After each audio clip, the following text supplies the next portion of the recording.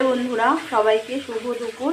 আজকে আমি দুপুরবেলা করব হচ্ছে দেখো জ্যান্ত রুই মাছের আলু দিয়ে ঝোল। ভালো করে ধুয়ে নুন হলুদ মাখিয়ে নিয়েছি। মাছগুলো আমি দুটো দুটো করে ভেজে নেবো। এই যে দেখো এগুলো ভাজা হয়ে গেছে আর এটা দিয়েছি। আর এখানে আমি চালটা ভিজিয়ে রেখেছি। চালটা ভিজিয়ে রাখলে ভাতটা ভালো হয়। আর এদিকে চাটনিটা বসালাম, মেয়ে চাটনি ভালো খায় তার জন্য।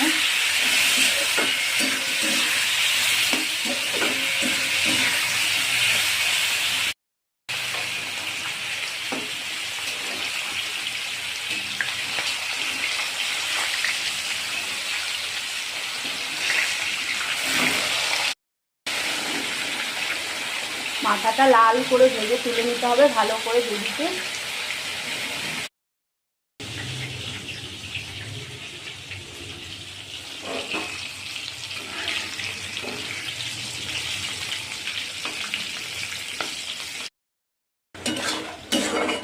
টমেটোটা নেড়ে চেড়ে আমি লবণ দিয়ে দিয়েছিলাম। দেখো লবণটা দিয়ে টমেটোটা তাড়াতাড়ি গলে যাবে। তারপরে এখন চিনি দিলাম, জল কিন্তু দিইনি।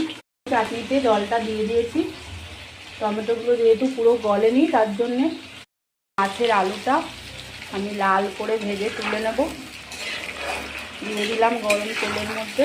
মাছ ভাজার তেলটাতেই আলুটা ভেজে নিয়েছি। দেখো হয়ে গেছে, এবার তুলে নেব। এবার এই যে দেখো গোটা জিরে ফোড়ন দিয়ে দিচ্ছি।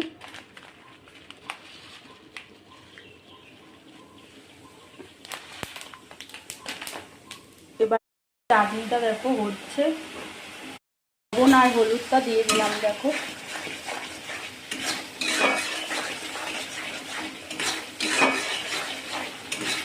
এবার ধনের গুঁড়ো আর কাশ্মীরি ধনের গুঁড়ো আর এই যে কাশ্মীরি লঙ্কার গুঁড়োটা এবার দেবো।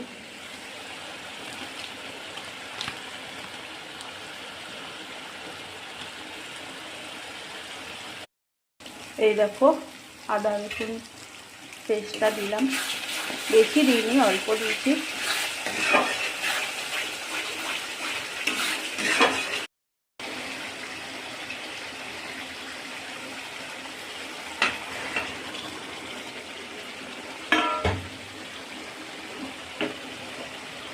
মাছের জলটা দিয়ে দিয়েছি।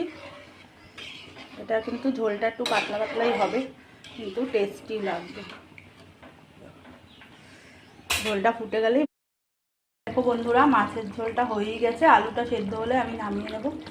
তো কেমন লাগলো তোমাদের এই জ্যান্ত মাছের রান্নাটা অবশ্যই বলবে। আর এদিকে